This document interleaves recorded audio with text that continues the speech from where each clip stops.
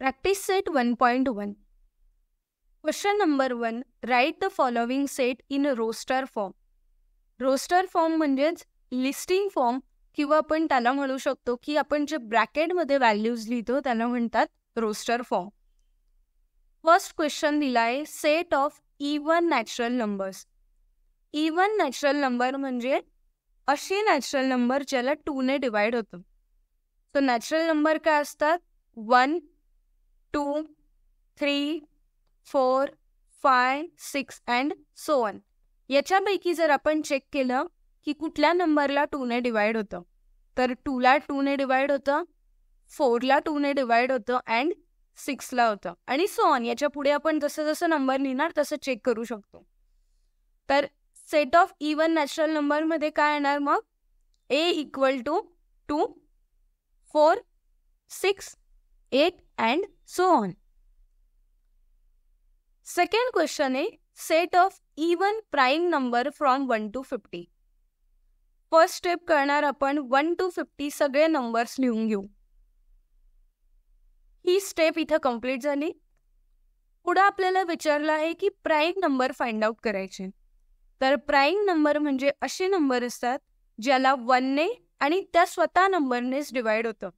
या दोन पैकी तिसऱ्या कुठल्या पण नंबरने डिवाइड होत नाही. आता सपोज मी एक नंबर घेतला 2. 2 ला कोणाकोणाने डिवाइड होऊ शकतं?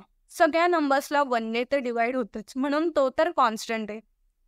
2 ला 3 ने नाही डिवाइड होत, 4 ने नाही डिवाइड होत, 2 नेच होतं. पुढचा नंबर घेतला 10. 10 ला 1 ने डिवाइड होणार, 10 ला 2 ने पण डिवाइड होतं, 5 ने पण डिवाइड होतं आणि स्वतः त्या नंबरने पण डिवाइड होतं. आता जर 2 बघितला तर 2 ला 1 आणि ते स्वतः नंबरने डिवाइड होतं, म्हणून हा झाला प्राईम नंबर. ठीक आहे. सो म्हणून मी इथं काय लिहिते? हा प्राईम नंबर आहे.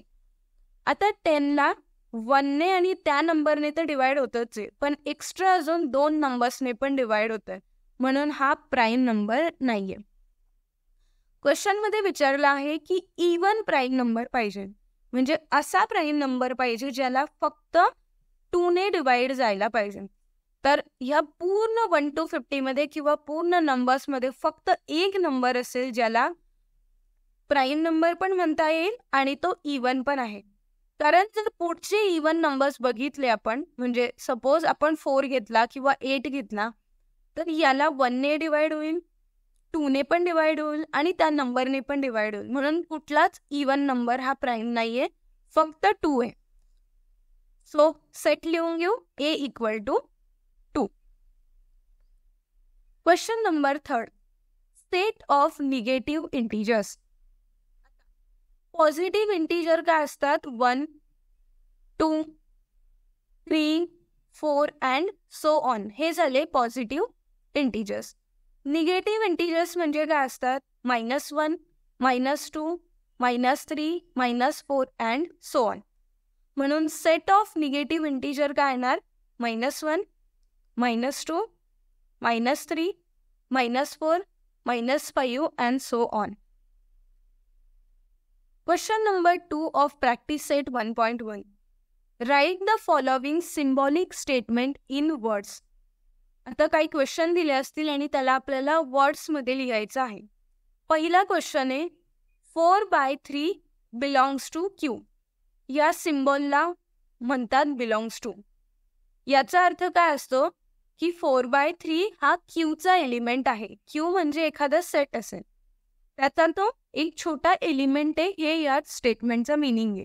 आता याला आपल्याला वर्ड्समध्ये लिहायचं आहे, तर वर्ड्समध्ये कसं लिहिणार? 4/3 is element of set Q. Simple. या सिम्बॉलला बिलॉंग्स टू म्हणतात. हा क्यू म्हणजे सेट आहे आणि 4/3 हा त्या सेटचा एलिमेंट आहे. सेकंड क्वेश्चन आहे -2 नॉट बिलॉंग्स टू एन. आता बघा, या सिम्बॉलला आपण म्हणायचो की बिलॉंग्स टू म्हणजे तो त्या सेटचा एक एलिमेंट आहे.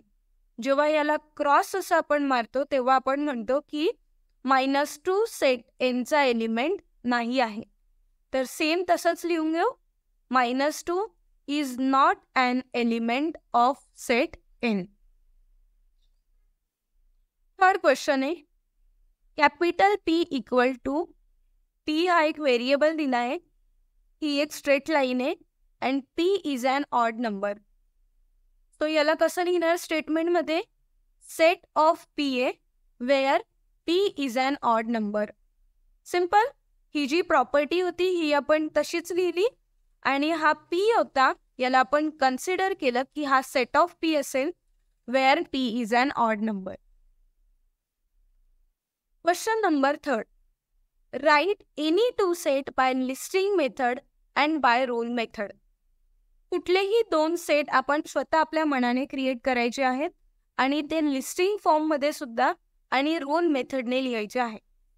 तर पहिला मी रॅन्डम घेतलंय, कुठलाही एक एक्झाम्पल पिक केलंय, तो आहे set of natural numbers between 10 to 15. आता नॅचरल नंबर काय असतात, 1, 2, 3 so on.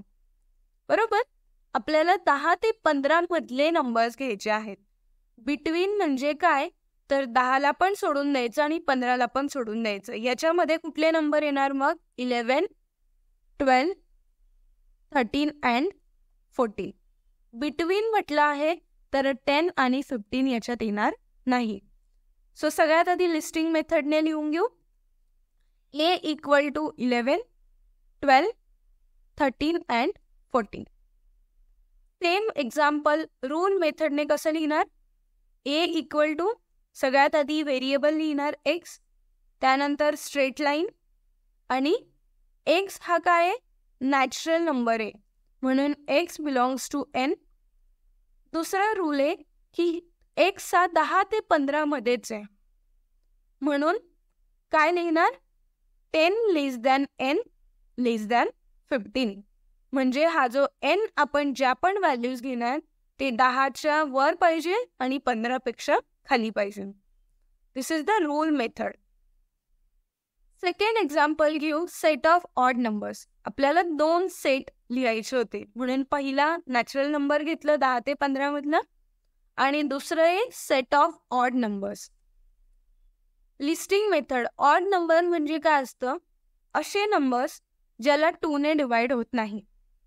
So A equal to 1, 3, 5, 7, 9 and so on. This is the listing method. Second आहे रूल मेथडने. सिंपल. रूल मेथडमध्ये सगळ्यात आधी व्हेरिएबल कन्सिडर केला जातो जो x, त्यानंतर एक स्ट्रेट लाईन असते आणि त्याच्यानंतर एक्सची जी प्रॉपर्टी असते ती आपण लिहितो. आता इथं एक्सची प्रॉपर्टी काय दिली आहे की एक्स हा ऑड नंबर पाहिजे. सो सेम तसंच लिहून घेऊ, X is an odd number.